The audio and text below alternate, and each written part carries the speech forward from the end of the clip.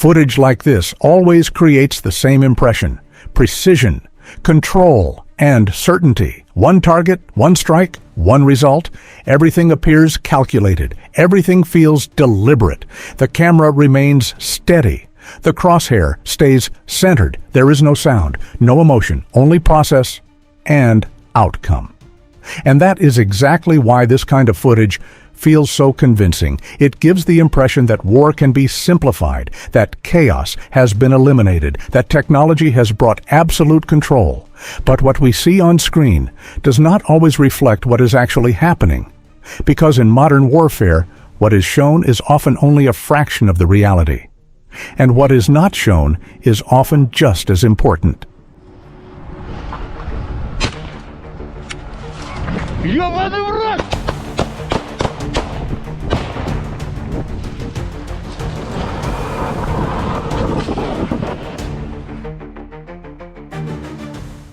If we look closely at the conflict in Ukraine today, one thing becomes undeniable.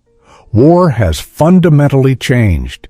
In the past, strength was measured by the number of tanks, by the size of armies, by how far front lines could be pushed. Those factors still matter, but they are no longer decisive on their own. Today, dominance often comes from something much smaller, more flexible, and significantly more adaptable. Drones. What once served as simple reconnaissance tools have now become central to military operations. They fly low, often unnoticed, observing without being detected. And more importantly, they connect information directly to action. A target is identified. Coordinates are transmitted. A strike follows within seconds. Structures like those demonstrated by the Russian Defense Ministry illustrate how this integration is carried out in practice. It is not just about having drones, it is about embedding them into a larger system.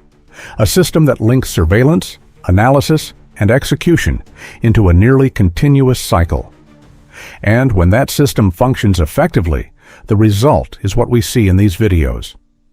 It looks simple.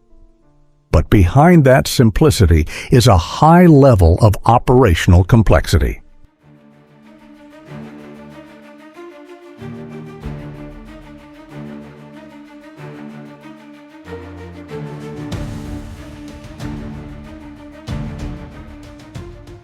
Now let's turn to the first piece of footage.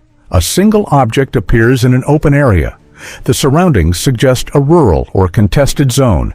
There is no visible urgency, no rapid movement, just one vehicle becoming the focus of attention. The drone locks in, the crosshair stabilizes, and the accompanying claim identifies the target as a BM-21 Grad.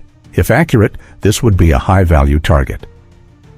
The Grad system is designed for area saturation. A single salvo can impact a wide zone within seconds. On the battlefield, this represents a significant offensive capability. Neutralizing such a system would reduce pressure across an entire sector. From a tactical perspective, that would be meaningful. However, visual analysis requires caution. What do we actually see? A vehicle. Yes. A military vehicle? Very likely. But is it definitively a Grad system? That is where the limitation becomes clear. There are no visible launcher tubes, no confirming angle, no secondary verification. So we are left between two possibilities. Either this is indeed a high-value artillery system, or it is a standard military vehicle assigned a more significant label. Without additional evidence, certainty remains out of reach.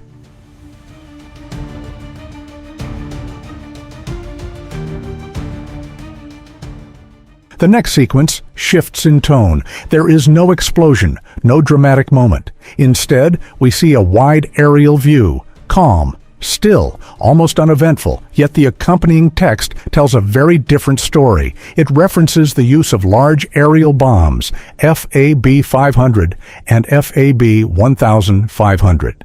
These are not minor munitions. They are designed for substantial destructive impact. In recent years, such bombs have been fitted with guidance kits, allowing them to be deployed with increased accuracy from safer distances.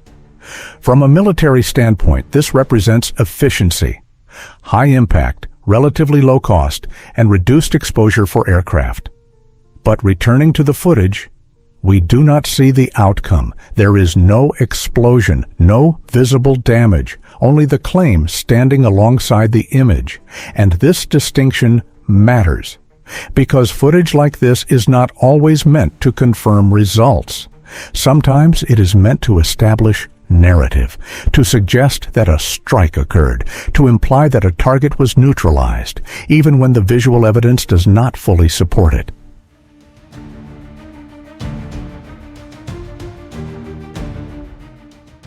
The third clip introduces a different visual layer, black and white imagery, likely thermal or low-light capture.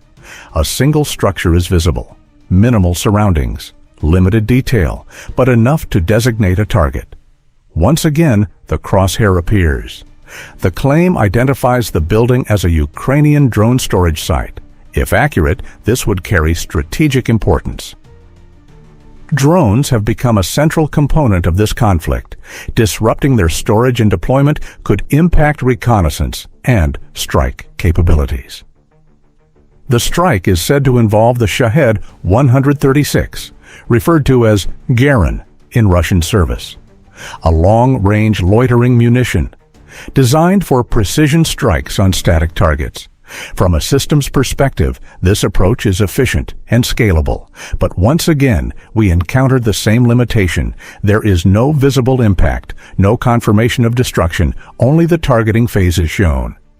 And once again, the conclusion is left to assumption. The final sequence is visually different. Here, the impact is clear. A large explosion, thick smoke rising rapidly, shockwave patterns visible from above. There is no ambiguity that something was struck. The strike is again associated with large munitions like FAB-500 and FAB-1500. Given their destructive capacity, the scale of the explosion is consistent. However, one detail immediately raises questions. The location. The area appears residential. Houses are visible. Road layouts resemble civilian infrastructure. The environment does not resemble a traditional military base. In modern warfare, the line between military and civilian spaces is often blurred. Military assets may operate within populated areas. Positions may be concealed within infrastructure. But from this footage alone, there is no definitive way to determine the nature of the target. Was it a military position within a village or a civilian area affected by the strike? The footage does not answer that question.